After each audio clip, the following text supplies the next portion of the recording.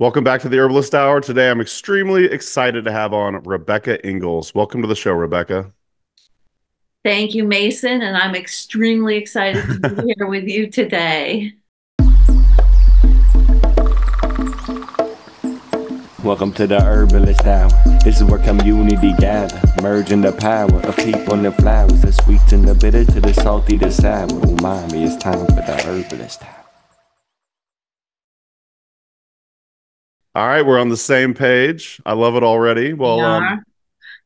We've had some back and forth via email and the internets over the past couple of years, and I'm excited to get to know you more. Why don't we start from the beginning? What was a young Rebecca like? And have you always been into plants? Wow. I think yes. Always been into the plants. If we were to look through my baby book that my mother put together, she just plopped me right down on the ground. So I've got tons of pictures of me, like before I could even walk, sitting on the ground. Like, thanks, mom. Mom. Not for everything, but for that, thank Right. you. Amen. Yeah, and just I think I've been so fortunate. I was born in Iowa, but Really?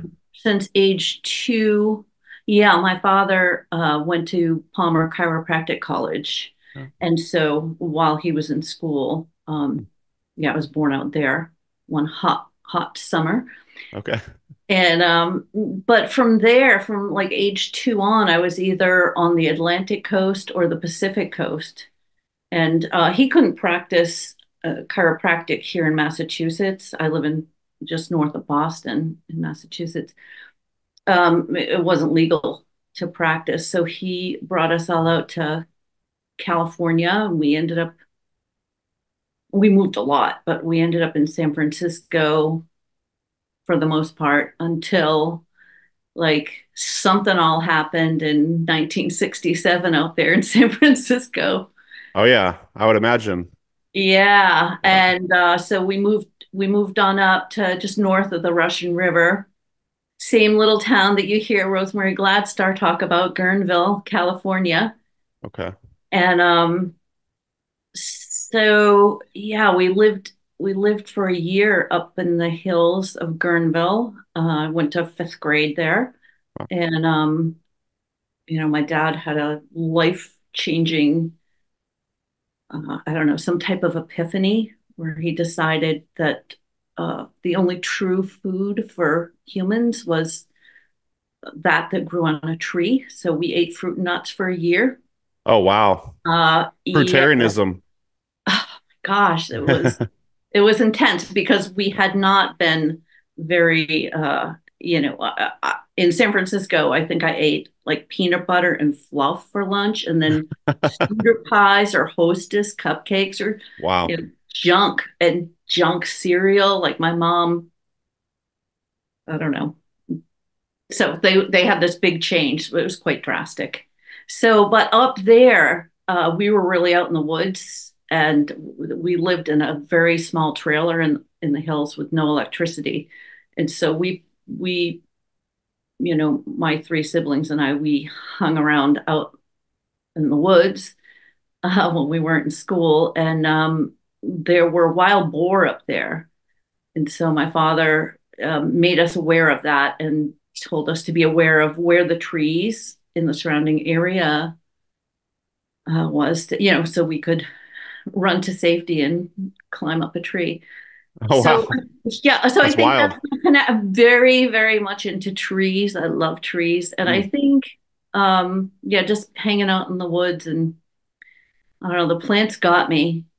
They for just sure. got me, and looking back now, I can kind of see the line, but it was blurry for so much of my life. But now it's like, oh yeah, they got me. And So I uh, imagine eventually someone or somehow you figured out, oh, I could be an herbalist as a living.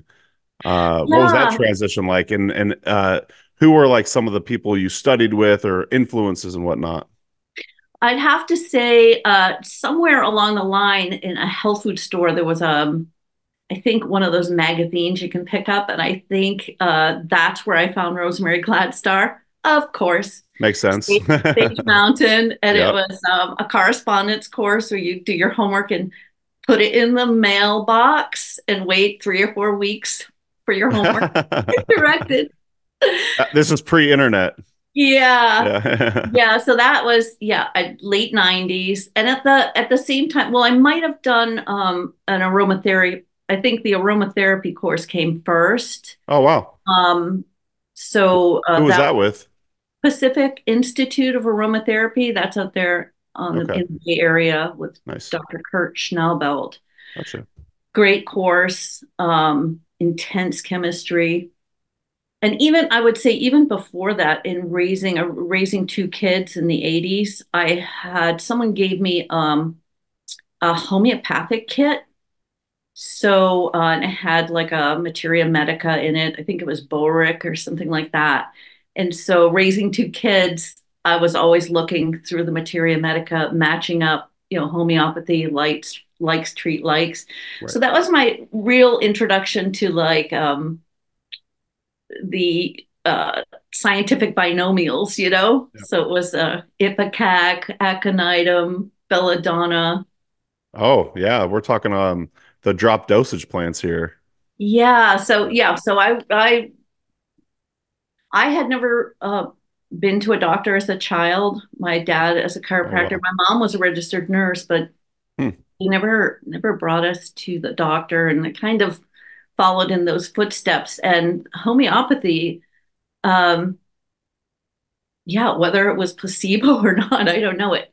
I don't think it was because my first real big experience with a plant was with Eupatorium perfoliatum Oh, bone yeah. set. So I took, I think I had the flu, and it matched up with my symptoms. So I took that, and it was an intense, trippy kind of feeling, and it just got me right through that bone aching fever. And so I couldn't wait to get to know the plant. Mm. So, at this, somehow I found Richo Check's website. Oh, awesome. It was called Horizon Herbs back then, but it That's was right. like I remember born. those days. Do you? Oh, I absolutely do. I remember when he made the transition to strictly medicinals. Absolutely. Because that's out where you hail from, That's correct? right. Yeah. So I'm from Eugene, Oregon, and I would say Richo's maybe like 2.5 hours south of where I grew up. Oh Yeah. man, Yeah. I just that man has been so uh I don't know. I consider him a kindred spirit because when I look at his I love catalog, Richo. yeah, and then reading even after I started growing herbs, before he had published his book, Growing Medicinal Herbs, once I read his book, it was like, I do that. I do that. I'm like, oh man, I'm in sync with this guy so much. Yeah. But Yeah. yeah, I love Richo. I don't know if I've told the story on the podcast before or not, but the first time I met Richo was at a herb conference called Rootstock, which is what Mountain Rose Herbs put on maybe 12 years ago when I worked for them. We hosted this event, and Richo was one of the teachers. I was in charge of the vendors, and I was helping Richo set up his booth. And I was trying to help him hang a sign. And this is like really when I first started getting into the plants and herbalism, like gung ho. yeah. And I was like, I was gonna help him hang the sign, and I was like, oh, we can nail it to the tree. And Richo's like, we will not be hurting any trees this weekend. You can just hear it. And I was like, wow, my mindset just completely shifted right there. So yeah, I love that guy. Yeah, he's good at shifting mindsets, and I think he's done so much. I mean, for me personally, just buying the seeds and getting to know each plant, like Totally. growing a plant, like I don't grow the plant, but I put the seed in the ground or in the pot, and like the rest is just like blows my mind every time a seed germinates. Like, That's wow. magic. Yeah. So Rebecca, this is your show, but I do want to take a second to plug, just for the listener, strictly medicinals.com, I want to say, is Richo's website. And I actually just placed an order with him yesterday. Like, so this is good timing talking about Richo. And yeah, I guess this is the season where, as we're recording this, we're approaching spring here, and it's an absolutely glorious time. I haven't listened to it yet, but Richo was just on Rosalie De La Foret's podcast. So go check out that interview. I'm sure it's fantastic. Yeah, they were. I heard it. They were Oh, talking did you? about graphis, and I was so glad Nice. he went on to also plug the Growing Plant Medicine Volume 2 is coming out. I pre-ordered Nice. it. Like Awesome. I can hardly wait. Like his whole approach to growing plants and farming is just, to me, spot on. Absolutely. Yeah. Oh, Rebecca, you are such a plant nerd. I love hearing it. You listen to all these different podcasts, you're pre-ordering books, you're supporting everybody, including HerbRally, which I really appreciate. So, well, Yeah, why don't we delve more into a little bit about Newhall Fields Community Farm?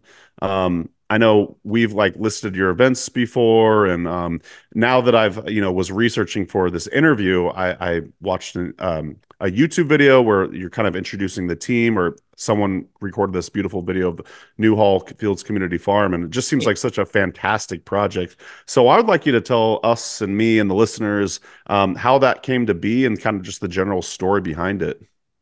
cool. Yeah, I'd love to. I'm so Yeah, excited about, and it's yeah, so excited to talk about the farm. So this will be, so let's go back to 2017, and I'm teaching a course in Peabody, Massachusetts, and because I had a whole herbal business, Palmer Pond Botanicals, and what I would do, I made a lot of things. I had a cool apothecary and sold things, but one of the things I did as a community herbalist was free programs, like mm, at libraries, whatnot, farmers markets, that kind of thing. So I did one of those, and after each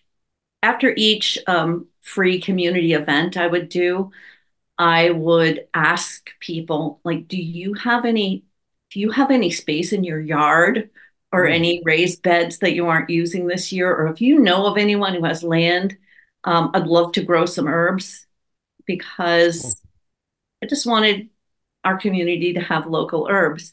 So it turns out there was some farmland in Peabody that Mm, this woman who was attending the class knew about and asked me if I'd be interested in putting an herb garden.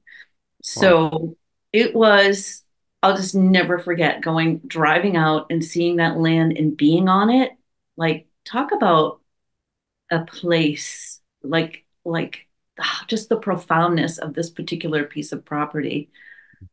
I thought I had died and gone to heaven. Really, like it was like a dream come true. And I paced out a herb garden, and we got down to it, digging in, and we put the herb garden in. The woman I started it with, she had her eyes on.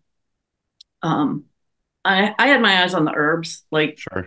I want to grow herbs. I want to grow every herb. I want to grow every herb in Richo's catalog, kind of thing. Totally. She was like, well, she wanted to grow vegetables for the Mm, community, and I was the in. Um, so her name is Jeanette. She's been fabulous. So we co-founded this farm, and from the herb garden after that, we started growing vegetables. mm, Last year was our first year with a full-time. We had raised enough money, hired a full-time farmer, and wow. we're farming 2 acres now, and bringing people out to volunteer on the farm. We teach classes on the farm. We donate a large amount of food each year to local pantries, especially after COVID. There is such a need um, in Peabody and surrounding communities. So, and we wanted people to have first pick, Mm, right. like, not, nothing wrong with stop and shop leftovers. Like, I'm all for the dumpster diving and that kind of Amen. stuff too. Like Yeah, your buddy on the, yeah, I absolutely. love that. I love that. But it's Shout out so Giuseppe. fun. Yeah. Yeah. Yeah. I love that. But it's so fun to pick food and bring it fresh to the market where Yeah. people can, yeah, just get the food, and then also teach the kids. And it's not really like it's not really like where we humans are doing anything. The plants are doing it all, Yeah. and I'm pretty sure I'm working for them. Yeah. I'm pretty sure Totally. because the farm just took over my life for a good amount of time. But that herb garden now is oh God, it's gorgeous. It just gets better and better every year. You know, these perennial plants are just, and the listeners know too, I'm sure. Yeah. Where does the name Newhall come from? That was the name. It was the family name Okay. of who had tended this farm and stewarded this land for maybe the last, I want to say 150 or so years. Yeah. And the last member of the family that he wanted to sell it, and the city had enough foresight to purchase that property. Wow. It has to be used for conservation, education, and agriculture. Okay. Period. Uh, what is, would you say, the mission of Newhall Farm? And who's benefiting from it? Like you're going to farmers market selling the produce at farmers markets, or is there like donations involved here? Or Well, we're addressing, I want to say food security. Like we're gotcha. making sure that our community has food security. Okay. And I would add herb security too. Like Yeah. I believe that it is our right as creatures on this earth to have food and all the plant medicine and plant nourishment. So that's our mission, is to grow food with and for the community. And we plug into, this land was deeded for those three things: conservation, education, and agriculture. And Peabody is known as a food desert, so we're really, Really? yeah, yeah, it's pretty bad. Like, Wow. it doesn't make sense to me. There's so much that doesn't make sense. I mean, because I think we grow plenty of food in this country. Mm-hmm. So yeah, we donate to this place. It's Citizens Inn. The Mm-hmm. food pantry is called Haven from Hunger. And so we harvest and bring our food there.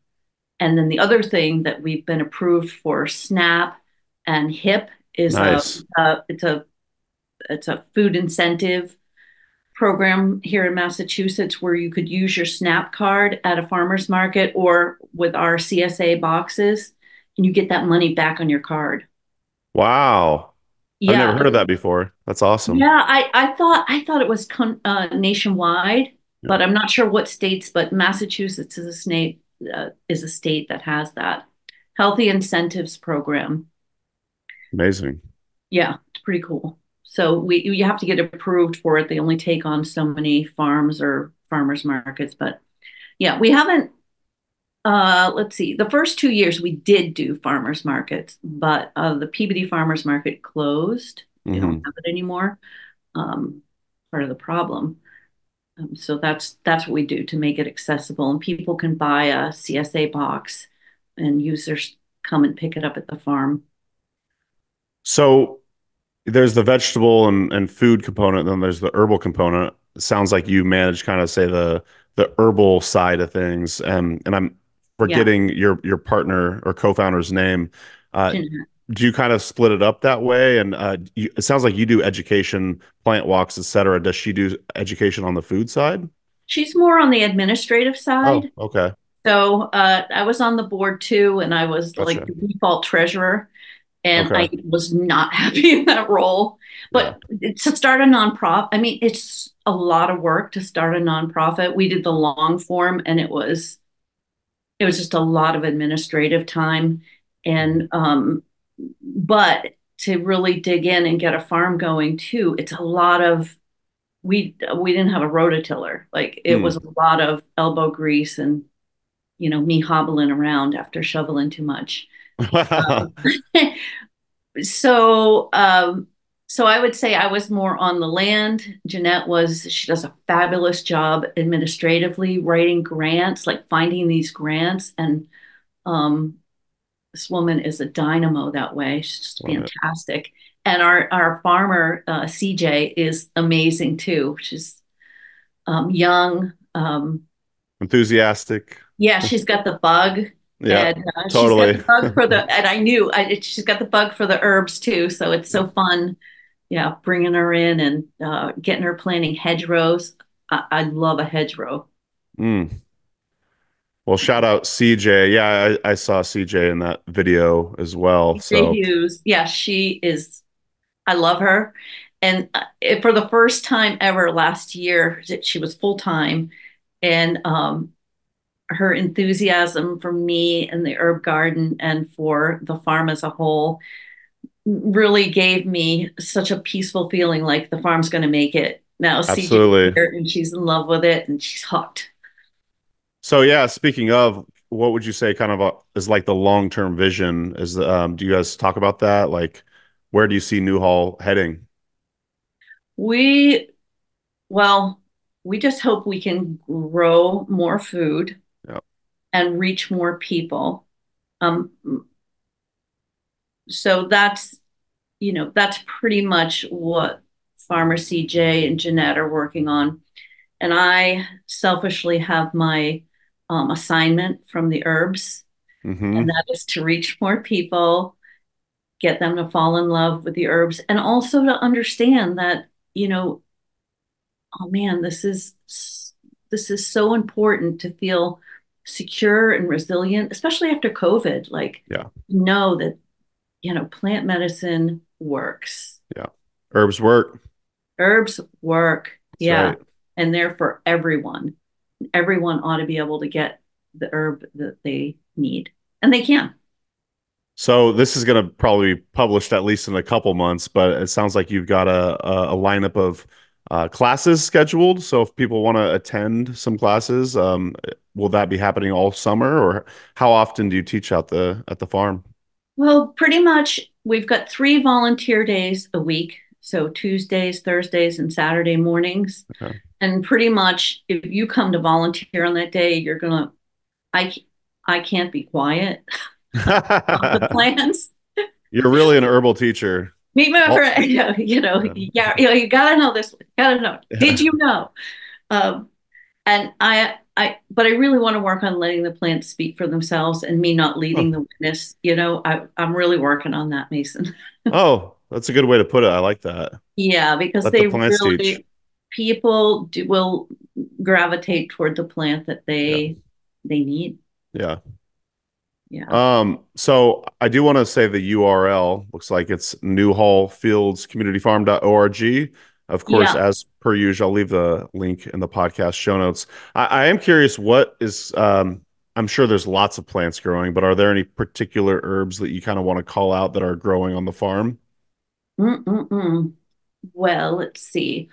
The skull cap was Mm, amazing last year. So we wow. had the your typical Scutellaria, but from Richo I bought Scutellaria bacalensis, I think Mm, in 2020. So that's the Chinese skull cap. I've heard of that one. And oh man, the blue flower is so beautiful. It's a Mm, beautiful plant. So I haven't used it medicinally. Just the root is used of that. So this will be, yeah, what? So it's grown for 3 years. It's beautiful. So I love that. I love wow. spilanthes is fun to Oh, turn nice. onto to get them to taste the little They're like, leaf. wow. Yeah, totally. Yeah, I could see yeah, that. like Yeah. I love mountain mint. Yeah. And things like calendula and chamomile, they're just no brainers. People are just gonna fall in love and they do all the work. Like I don't have to worry about that. The culinary herbs are important, I think, in terms of, your audience, you, me. I Yeah. mean, we know about these medicinal herbs and the herbs we like for tea. But if someone isn't familiar with that, I want them to really connect with the culinary herbs. And I Mm, love teaching a course on the culinary herbs and also teaching from the standpoint of herbs, growing herbs, this activity is a life art. It's a Yeah, skill that we have. It's in our DNA. And just to kind of once people are there, I feel like it activates something. And absolutely. Yeah, I mean, we wouldn't be here if it wasn't for plants. And I feel like that gets activated. So, and whether it's, mint or oregano or thyme, um, doesn't matter. Pre-call, I was mentioning I was listening to you in my earlobes on the Real Herbalism Radio podcast, and I want to say you were mentioning to Candace, the host, that you wanted to create a chamomile bed so that you could go take a nap in. I did it. And did you actually do it? Yes, Can you tell yes. us about that? Oh my gosh, it's a thing to do. Like, so if you have, Is it at the Newhall farm too, or is it at your house? yeah, I made one at Newhall Farm. Nice. Driving to the farm one day, I passed this house, and they had these big like cobblestone Mm, pieces of cobblestone that were like, take it for the house was for sale. So I pulled over and I got that, and I'm like, I'm gonna make the bench because I did a bench at my house, nice. and I said, oh, I'm gonna do one at the farm. So I built it under the hops arbor. Mm. So can you imagine like laying on a raised bed of chamomile under hops hanging over Oh, you? wow. Yeah. What could be better? That's divine. Yeah, That's a yeah. great idea. Right when I heard that, I was like, oh man, I got to bring that up in the podcast episode, touch base with Rebecca and see if she did it. So that's awesome that you actually followed through on that. Yeah, the one at the farm I used the German chamomile, but the one at home I used Roman. That's the perennial, Mm, and it stays kind of close to the ground because nice. I have I live on a very rocky kind of, you know, whatever terraced, treed area, which I do love. Yeah, So I pop things in wherever I can. absolutely. And I want to say Lako, who's joining us live, says that sounds heavenly, which I got to agree. Maybe I'll have a little plot in my point 1 acre. What should you say?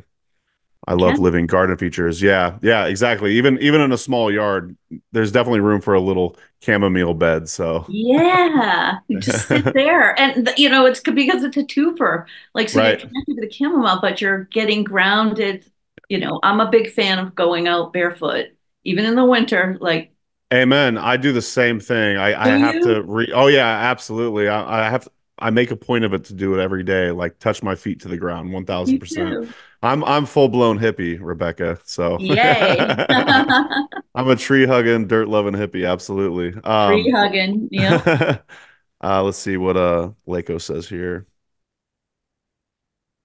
Oh, I love living garden features. Yeah, absolutely. And honestly, the you painting the picture with the hops growing overhead too, that just Oh, icing on the cake for sure. icing. Yeah, it's so fun. It's Yeah. just so fun, and I feel like here's where it's like I'm not even in charge. Like it's just these I don't know. Being there on the land is like, okay, this is going here. Or they did, and the plants communicate like, we're not going Yeah. here, we're going over here. Oh, okay, excuse me. My, you know. Such a good reset. Right before this call, I was sitting down by the Fox River here in Appleton, Wisconsin, just kind of resetting. And even though it wasn't necessarily plants, it was like the river was just soothing me and like bringing me back to center. And when I'm typing on the emails or checking my text messages and stuff like that, you just get so pent up and just nature is just always resets you. It's like it's perfect. So now I Um, gotta try out a chamomile bed with hops hops. overhead. Yeah, and something else. Maybe I was thinking I planted passion flower last year. Mm, So I'm beautiful. really hoping that vine, Cotinopsis and passion Oh flower wow. kind of just over from the hops arbor. So I That's just want to nice. get like this whole I like the wow factor, Yeah. you know, Yeah. So and I'm Cotinopsis is a vining plant as well, right? it's a vining plant. It's Yeah. really Yeah. pretty. And Yeah. but I'm gonna be going for I like to chew on that root. So Nice. I'm Yeah, hoping I want it to say Cotinopsis was that aka poor man's ginseng, or it's got like the ginsenosides in it. Am I thinking oh that I correctly? Or that's gynostemma. I'm thinking of gynostemma. Yeah. yeah, I don't know. Yeah, I either just know way. that root is kind of sweet and Mm, it's very satisfying to chew on. I've only had Absolutely. it from Mountain Rose, Oh, okay. Yep. but I used it's to work like, there. no, I want to grow my, I want to grow it myself. It's just the way I like to make my own things and just know that I can, Absolutely. you know.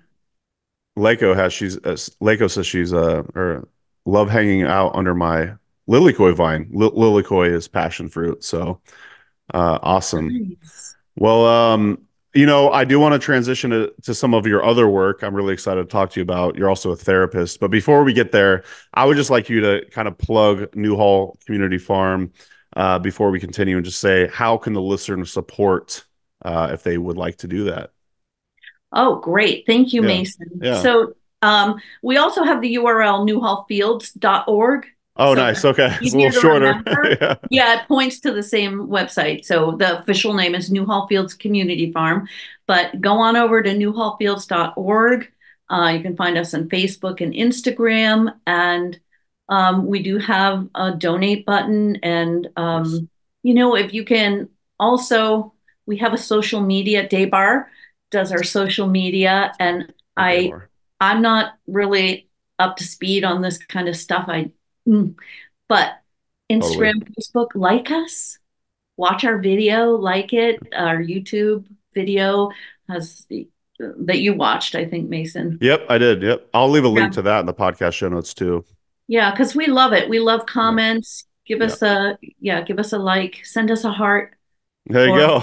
some money is good too. Spread the word. Yeah, money. And if you're in the Boston area, why not attend a plant walk or, maybe even volunteer at the farm as well? Yeah, Yeah. yes, please do. Please do. Yeah. Yeah, we hope to do more. We put up a hoop house. Oh, Someone nice. donated the skeleton of a hoop house. So finally, at the end of the season, I had time to get to that, and we put up its 21 by 20 foot Okay. hoop house. We got the plastic over it. We did some wood end walls, and so what I'm hoping to do is get some sort of money to do some solar power. We're Oh, not allowed nice. to have electrical out there for whatever reason. The Hmm. city says no electric. So I'm going to get some off-grid stuff happening and maybe a shade cloth so we can dry some herbs and then make, everything. Like, I'm ready to teach all of that. Tinctures, oils. You got that fire. I love it. Yeah, yeah. Yeah. And with the inside, in the past, I've taught classes outside, but Hmm. now, rain or shine, we can teach. And then there's so much, like even yesterday, I was in my own backyard here. I found a bag of elecampane that Nice. I had harvested for the seed, the Hmm. heads for the seed. And so I was just collecting the seeds yesterday. Awesome. I love that plant. Oh, Uh, it's yeah, yeah, beautiful. it Even really is. even the shell, like after you take the seeds out and you feel like the base where the seeds were attached, it's so solid. Mm, And the chaff is so fine. Those hairs, like the doctrine of signatures, if you think mm. about that, like when I was just like squeezing all the hairs together after I got the seeds out, it was like spongy. And I'm like, oh my God, Wow. it's like lung tissue. I've never heard that comparison before. That's awesome. Did someone kind of teach you that, or did you kind of come to that conclusion? No, no. Next Yeah. time I see Matthew Wood, I'm going to ask him. He'd be a good person to ask. Well, you mentioned hoop houses, and I actually never had a chance to listen to the episode yet. But um, Rebecca, you probably know this, but Newhall has a podcast now. It sounds like called The Cultivator. Did you know that? Yes, Because I I'm don't. so glad you mentioned it. Yeah, so Okay. that's Day Bar. She is such a Yeah. great host, Okay. So Daybar's the host. Is CJ involved too, or? CJ. She's been interviewing CJ. Oh, okay. We recorded. I think I recorded an episode or two, and that'll be coming. Oh, Like they're scheduled to come out. I so think. you're on the podcast too?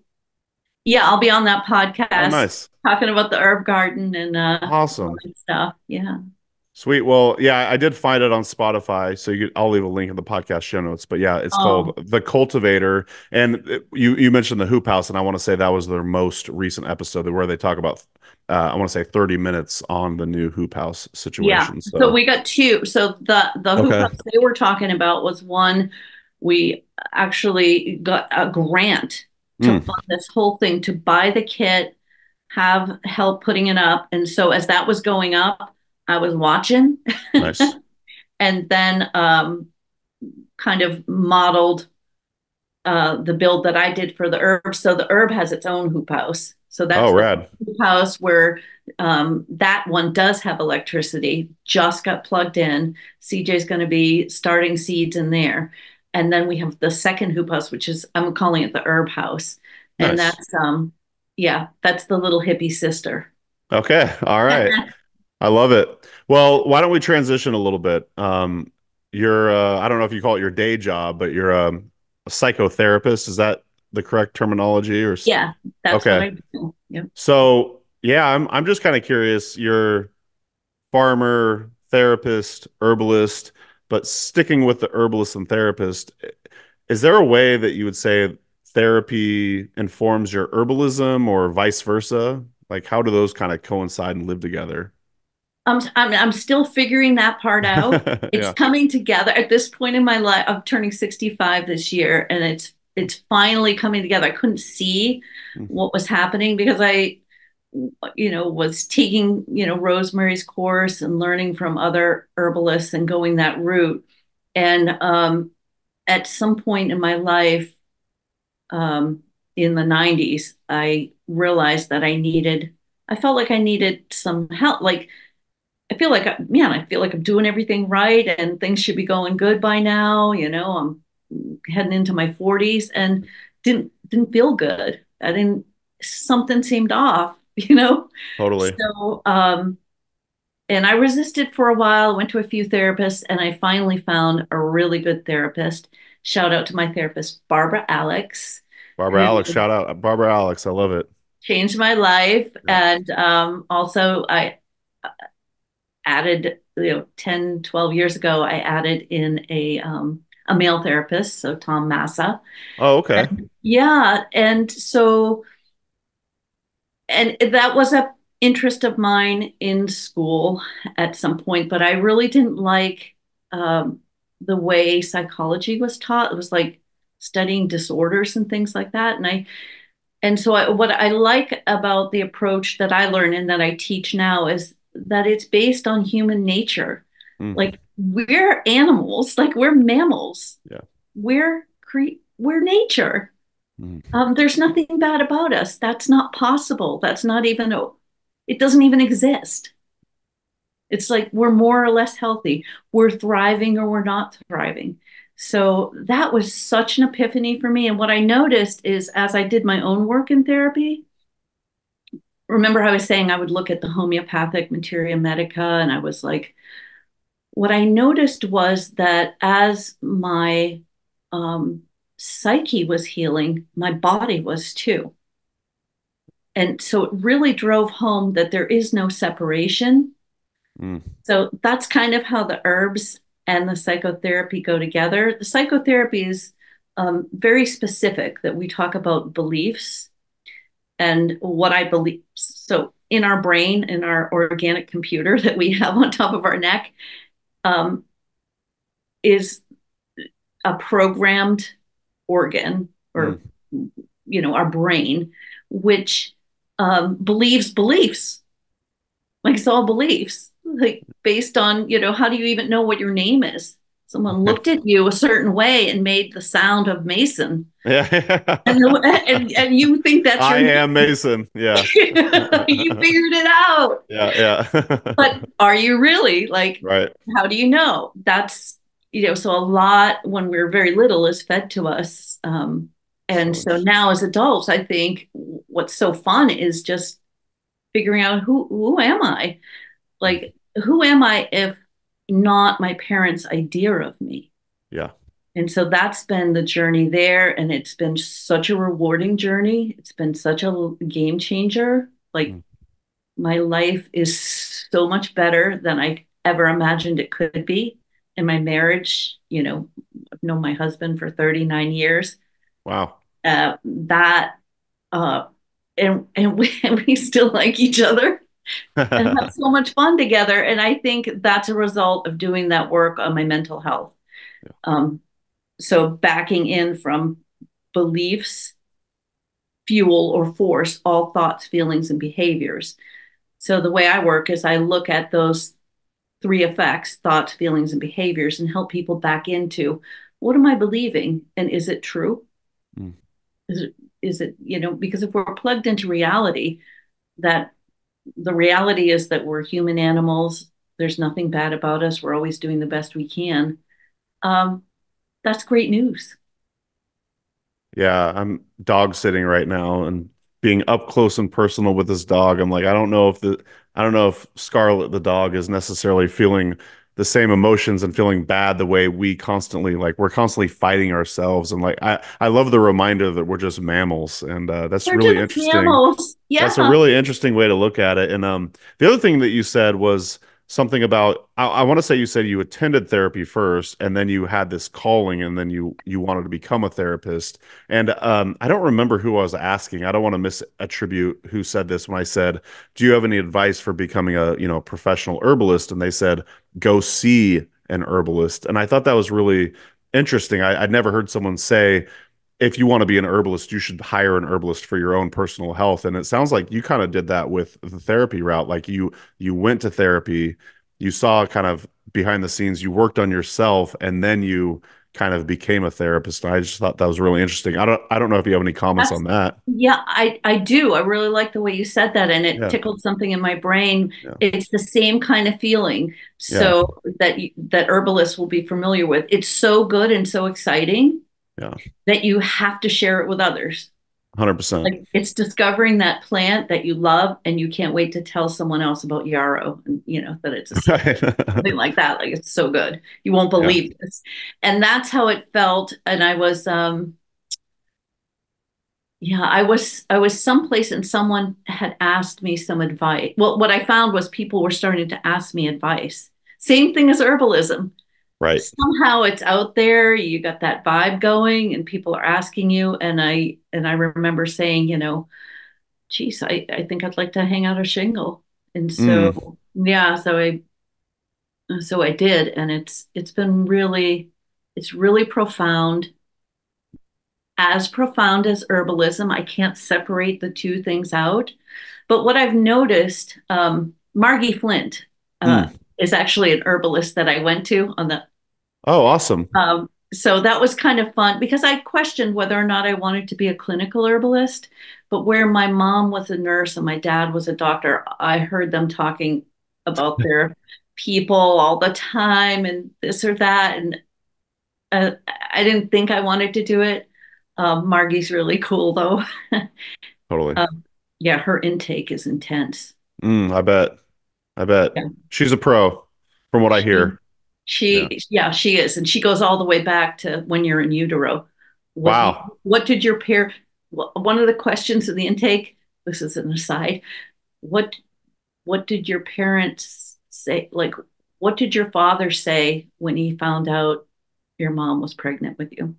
Which means you have to do familial research. You have to actually go find out those answers, which Yeah, and is both of quite my profound. parents have well, my father passed away, but he had dementia. My mom has dementia now too. It's like just I can only guess.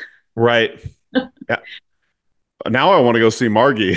But yeah, her intake is wild. It's real. Yeah, it's so fun. She's 10 minutes away from me, so Oh, she'll have Jim McDonald come do a yeah. class. Nicole Telkish. Yeah. I just went to one this winter with Matthew Wood, which I loved. That's awesome. Yeah. I don't actually know her website. It looks like Yeah, earthsongherbals.com. Earth Song Herbals. Yep. Okay, awesome. Yeah. Yeah, I want to say, yeah, she's so do you ever go to the International Herb Symposium? Yeah. Okay. I This think is right I there. haven't been in a while. I think it was Yeah. 2017 when I went. Okay. I Nice. love that. And because it's so close to me. Yeah. Like I Boston's got a whole herb scene. I love it. Yeah, it's growing, Mason. Yeah. We've got herb stock. We've got Yep. I've been to that one. Have you? I have. Yeah. I went, shoot, pre-COVID. Well, I was still at Mountain Rosa at the time. It's probably 2018 when I went, something like that. Yeah. But yeah, I Oh, love that it. Steph Zabel, great Steph. event. Yeah. Yep, yep. And then the New England Women's Herbal Conference. That was the first one I ever went to, and that was like so cool. And I camped out, like it was my first time ever camping out alone, but it was kind of in the whole. Very communal. Yeah, and I felt so safe and held. It was beautiful. Yeah, I've never been to that one. But but well, let me read a couple of comments here real quick.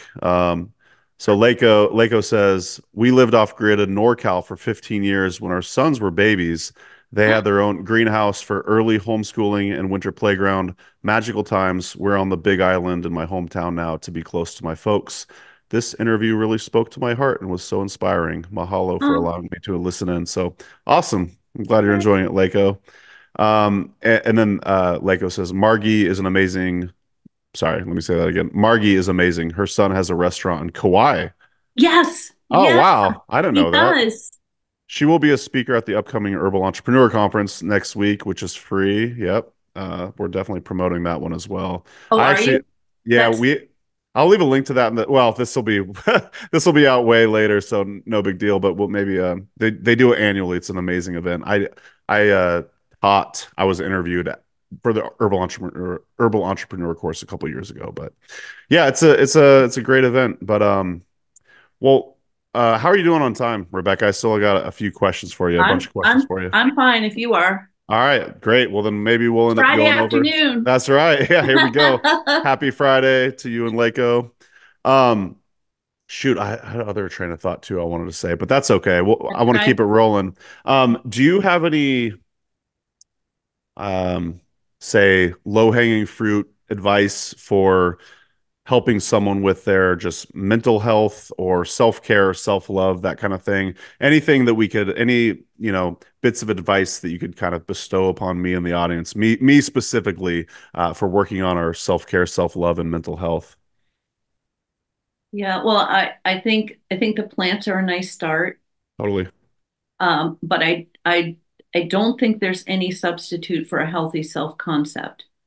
So getting more in touch either through meditation, taking a walk in the woods or alongside the water, and kind of um, I like meditation as a tool.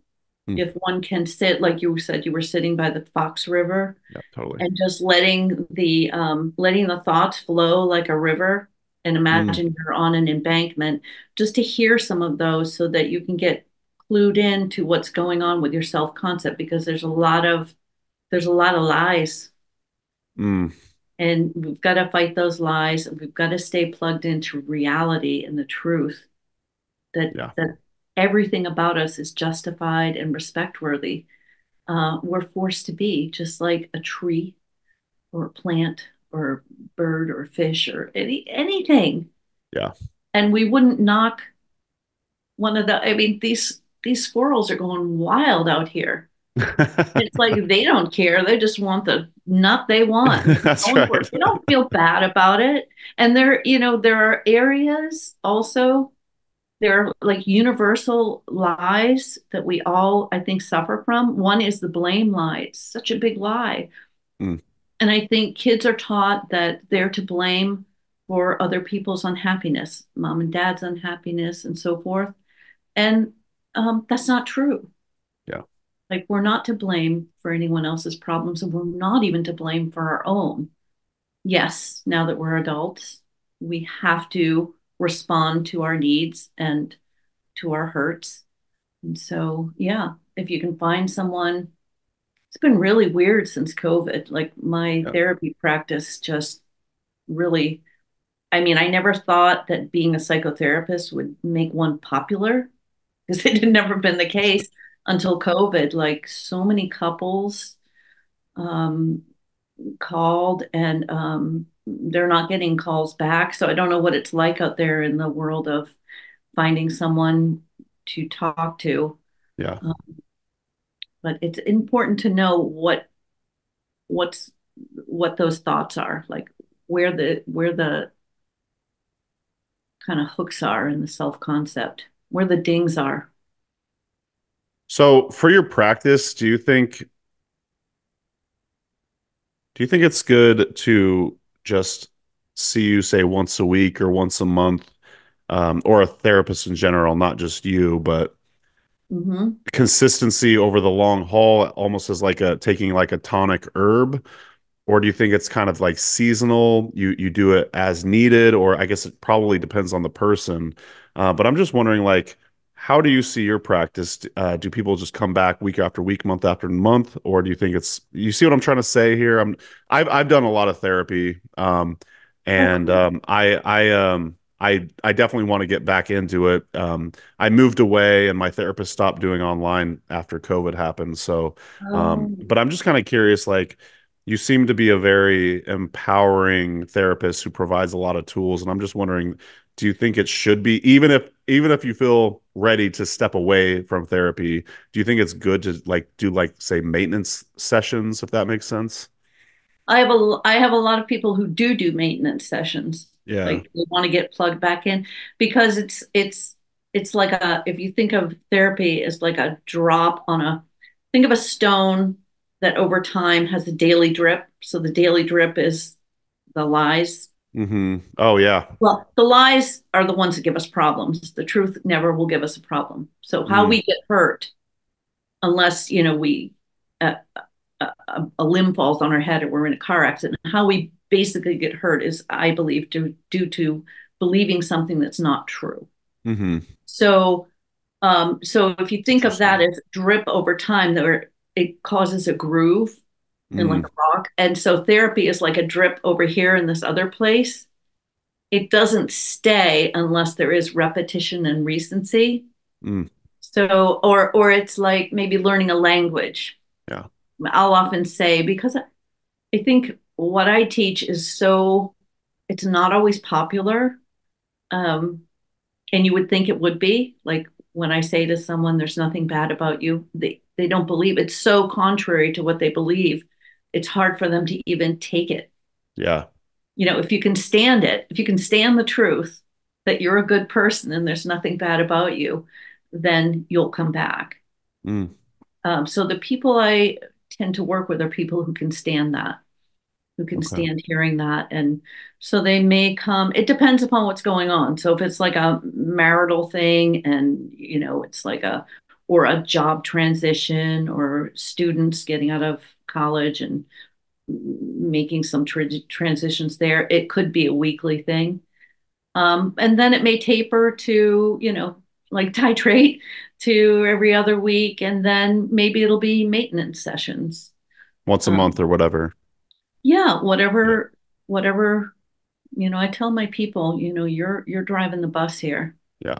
I'm not wise about anybody. Like Yeah. I bring, it is a relationship. So Yeah. I think staying focused on that and also that being a good teacher requires a student. Mm-hmm. So it's not a parent-child dynamic where I'm telling people what they need. It's more, I can teach, but you've got to come in with the raw data, like what's happening, Yeah. Yeah.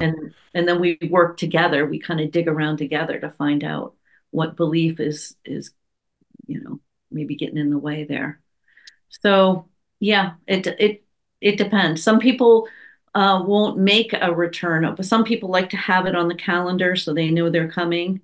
I personally found that very helpful to know that, no matter what's going on this week or this month, I know I have that session planned and I can think about it. Totally. Yeah. Um, just as far as like some taking care of some admin stuff here, are you currently accepting clients? Do you do online sessions, which it sounds like you do? And then do you accept insurance? I don't accept insurance. I'm Okay. private pay. Okay. So, yeah. And because I don't see this as a medical activity, I see this as an educational activity. Okay. And so, in order to accept insurance, I'd have to take notes and perhaps submit some notes. Oh And wow. I don't think people, well, I'm going to speak for myself. I do Yeah. my best work knowing that what I'm going to say stays in the vault with my therapist. Gotcha. Um, and I'm not going to be diagnosed because I tell people, like, Yeah. there's nothing wrong with you. Like, especially in this day and age, if you're not, who said that? Like David Hoffman, who I love, love, love, love. Mm. He'd say, in this day and age, if you're not depressed, there's something wrong with you. Right, right. Something like That's that. I very mean, I've David watched, quote. Yeah. yeah, something like that. Yeah. Yeah. So yes, I am. I work online. I'm working on a program specifically for clinical herbalists. I'm kind of excited about this, to kind of bring herbalism and therapy together, because I hear from herbalists, you know, compliance is an issue.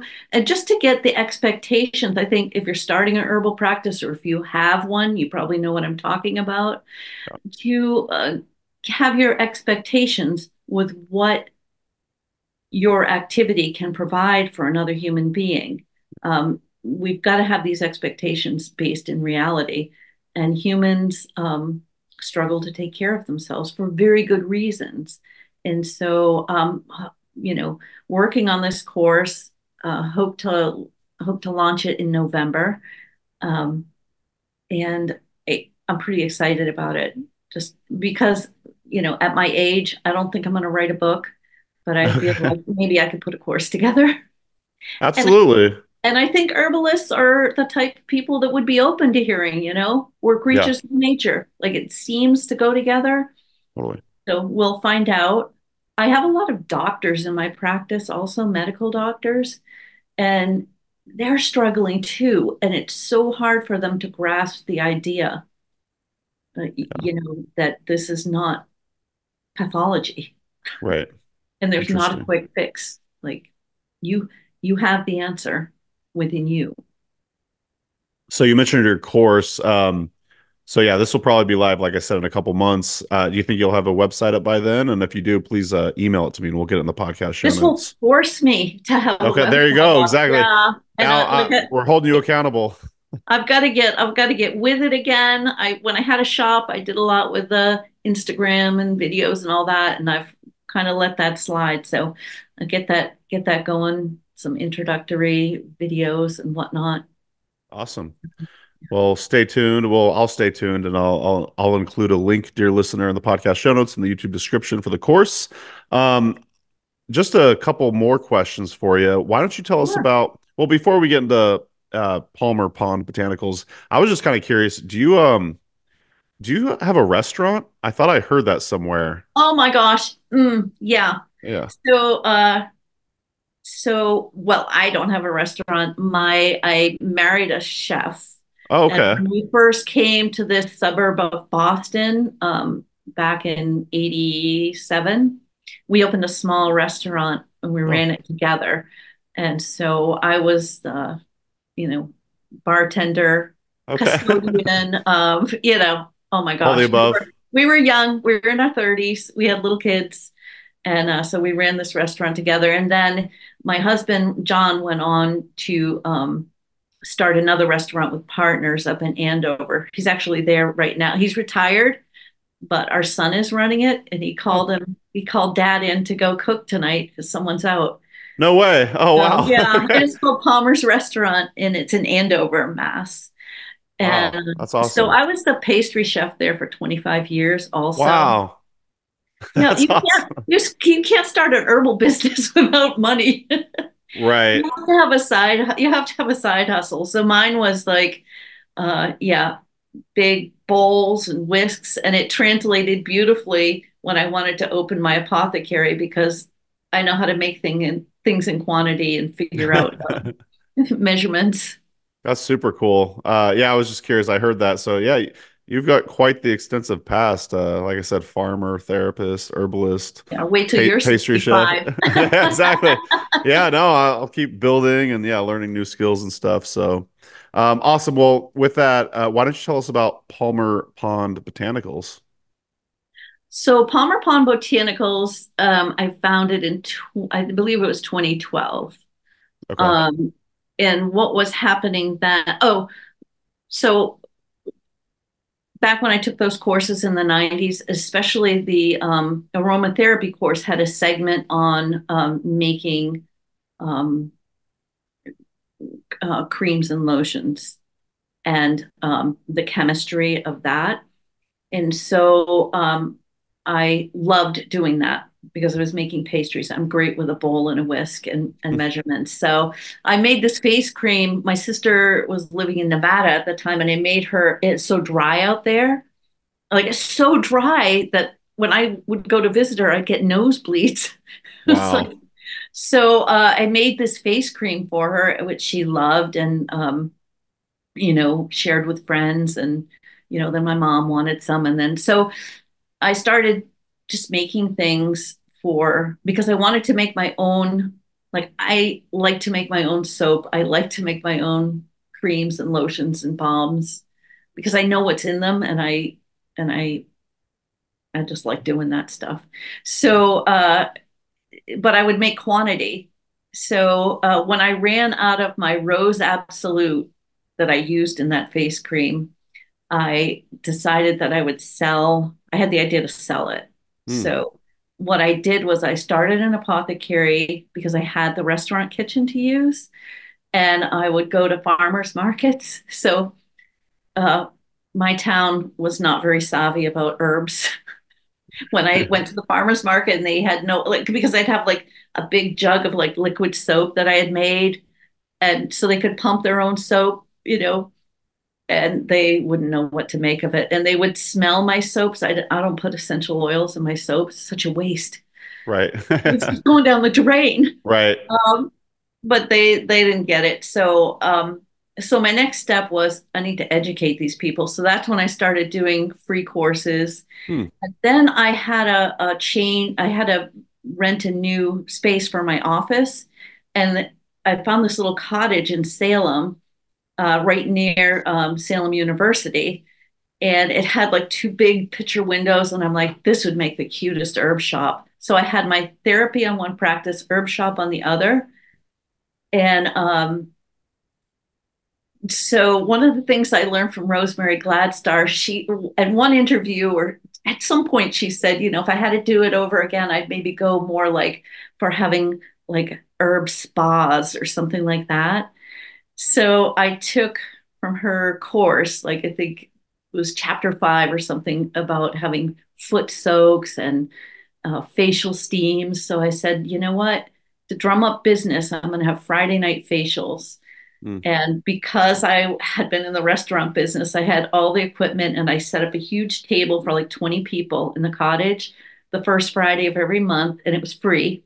People would have to Hmm. sign up on Eventbrite, and so it was mostly women, but some guys did start to That's come cool. as date night. And Well, yeah, that's a good so idea. I would give them five different a 5-step facial. And my secret ingredient, because I live on the ocean and love the ocean and have a little rowboat, is Irish moss, Chondrus Hmm. crispus. So I'd go out and harvest that and dry it, and then make that the face mask. So Wow. people would pour hot water in a little cup, and then when it gelled up, they'd rub it all over their face, and it was just the funnest thing. Like being an herbalist can be so fun, and it was such a great promoter. So, and I didn't think, I don't know, that people have to buy things afterwards, but I mean, every Friday I'd Yeah. go out of there with $500. It was a Wow. free event, but so I would recommend that if anyone's That's starting. such a fantastic idea. I've never heard of anyone doing that before. Do you still do that, or well, you said the shop has since closed? The shop has since closed, Yeah. but if you go on my Facebook on Palmer Pond, the Facebook, and look in the past, you'll see people with like, that's what they have. They have like tent towels over their head, and they just loved it. And they would That's really, and super cool. I'd kind of lead them in a meditation. Hmm. So to weave in a little bit of that good news, and they would have the face steam, and so they'd have clear bowls and they'd put their own herbs in, and Hmm. it was just so beautiful and magical. And I'm like, okay, the herbs are just doing the work here. Like these That's people such are connected, and some of these people have come to volunteer at the farm One, my friend, we've become friends. So Amy came and volunteered at the farm, and she now is managing a native plant business Wow. going around. She was in a medical office, high heels and a suit. And now she's got boots and she's out digging in the Wow. soil. Um, yeah, Casey Sampson, she did the root workshop, which thank you so much Oh for yeah. promoting that. Right. She's been yeah, so instrumental. She brought the hops to the farm and she's just growing into her own herbal self.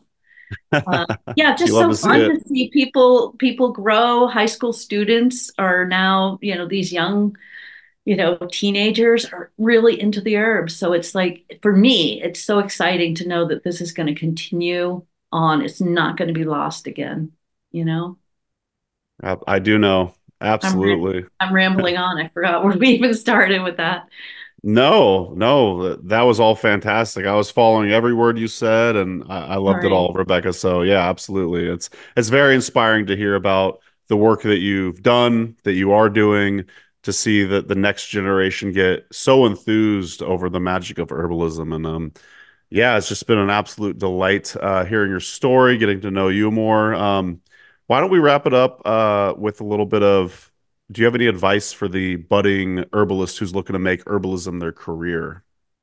Well, just going off my own experience, it did help to have another job. Or in Right. my case, I had Side two gig. jobs. Yeah. Yeah. Uh, so, yeah, some type of income stream. And I think to be kind of have an idea of what your goal is and what you like to do. And there and something I feel like when you're working with the plants, something's going to emerge. For me, one of the plants was Irish moss. It was That's like so cool. an algae. And it was like, I'm going to harvest this. I didn't know I just wanted to play with it and make some formula. I was make some skincare stuff. Um, and I think things are changed from when I started. Like people didn't really understand. They're confused about carrier oils or essential oil. So I think there's still education that's needed. Hmm.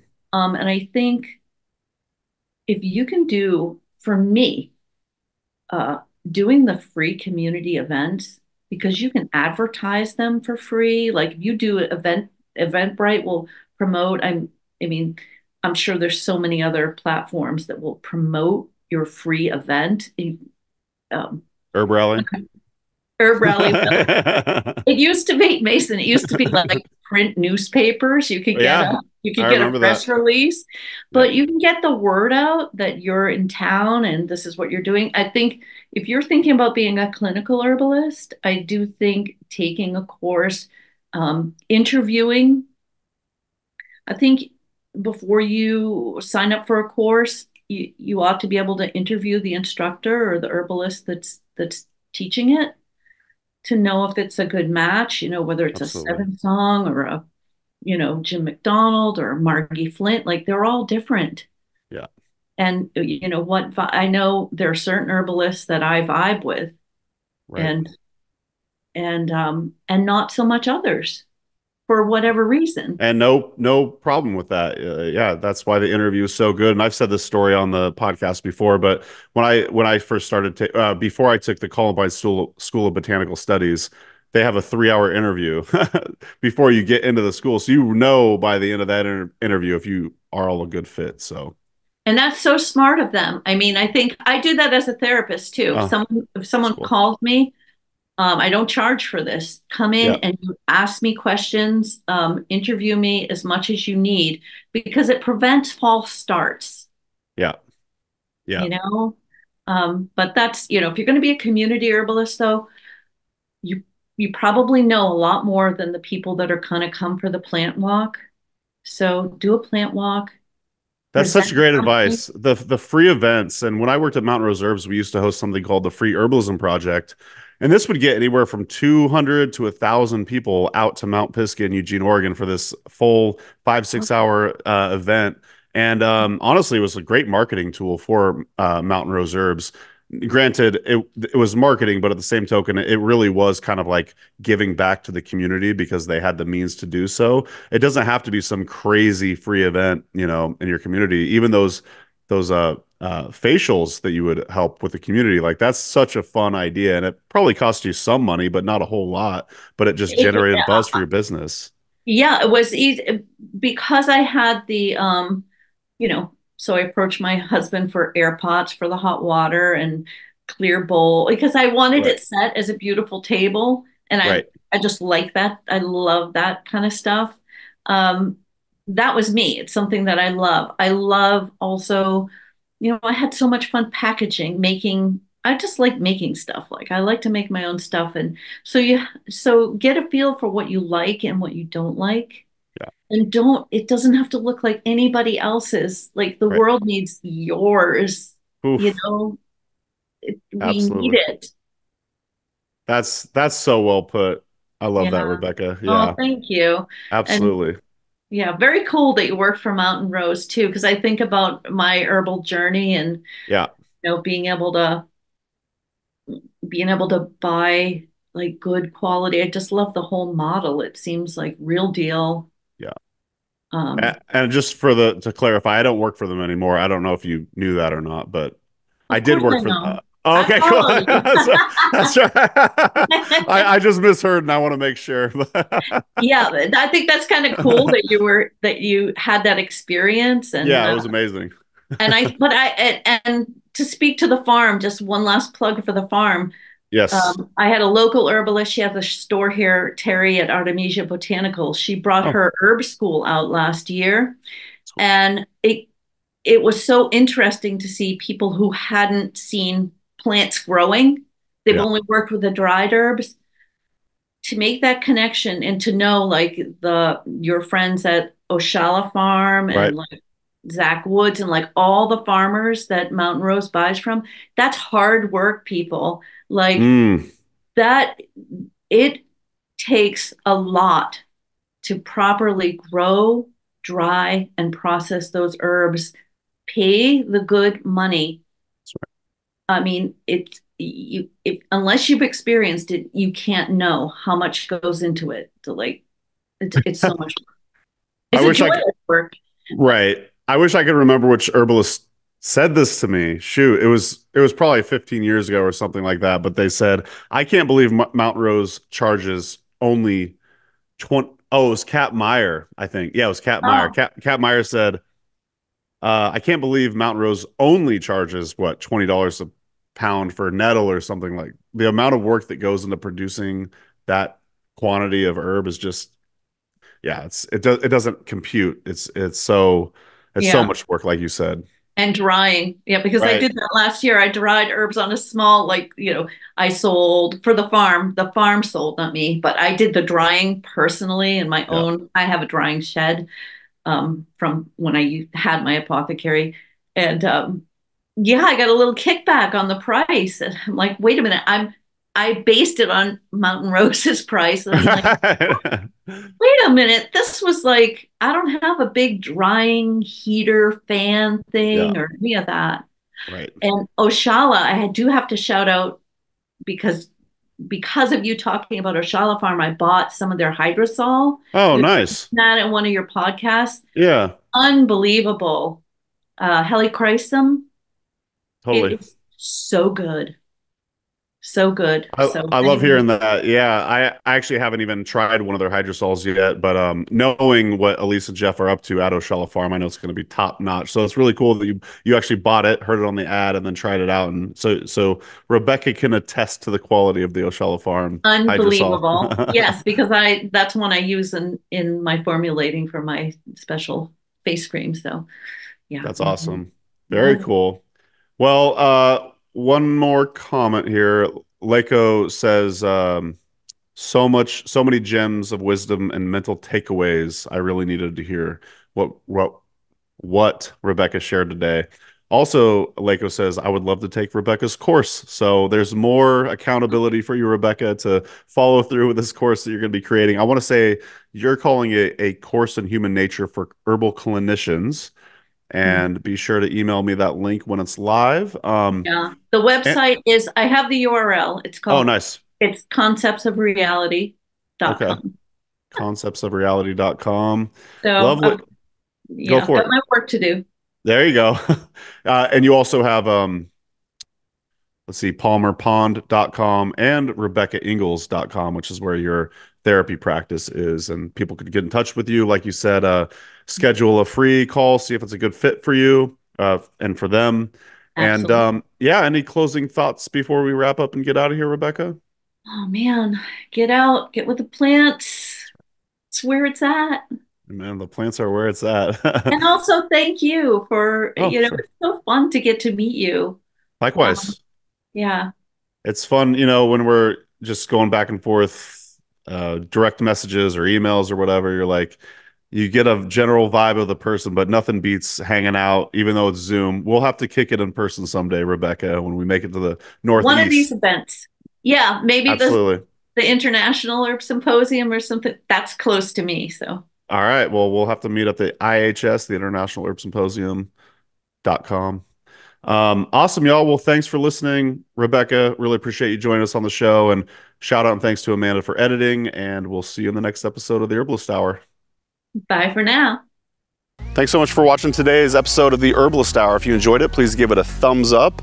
And if you want more great herbal content, be sure to subscribe to our HerbRally YouTube channel. If you enjoy these Herbalist Hour episodes and you'd like to join us live, you can do so by becoming an HerbRally Schoolhouse member. Learn more at herbrally.com/schoolhouse.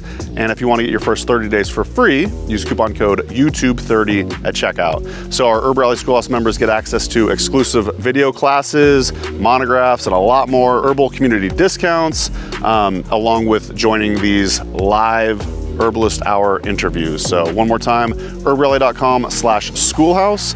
Enter coupon code YouTube30 at checkout to get your first 30 days for free. All right, we'll see you in the next episode and take care.